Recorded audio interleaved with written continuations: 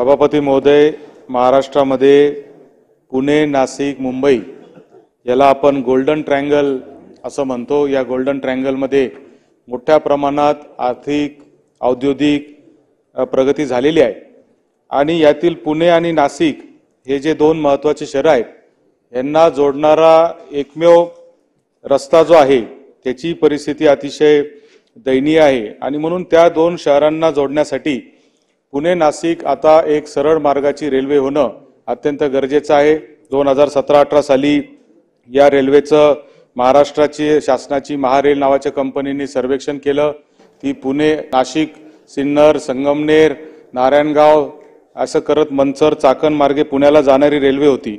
मात्र नंतर रेल्वे मंत्रालयाने ही रेल्वे स्वतः करण्याचा निर्णय आता घेतलेला आहे आणि किंबहुना त्याच्याबद्दल अजून संदिग्धता आहे आणि म्हणून याबाबत मी रेल्वे मंत्री अश्विन वैष्णव साहेब यांना 9 जुलै 2024 रोजी भेटलो, बैठक घेतली आणि त्या बैठकीत असं ठरलं की हा रेल्वे महारेलनी करायचा की केंद्रीय रेल्वेनी करायचा याबाबत अजून संदिग्धता आहे आणि म्हणून हा निर्णय तातडीने होणं गरजेचं आहे।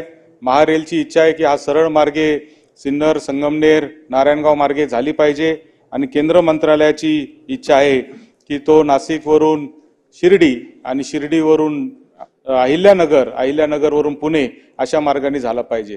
जर तो शिर्डी मार्गे झाला तर त्याचा उद्देश साध्य होत नाही, आर्थिकदृष्ट्या देखील तो त्या ठिकाणी व्यवहार्य ठरणार नाही आणि त्याचबरोबर आमचा जो पुणे आणि नाशिकच्या मधला जो पट्टा आहे त्याच्या विकासासाठी जो खऱ्या अर्थाने हा प्रकल्प होणं गरजेचं आहे तो प्रकल्प होणार नाही आणि म्हणून तो सिन्नर, संगमनेर, नारायणगाव, मंचर या मार्गेच झाला पाहिजे।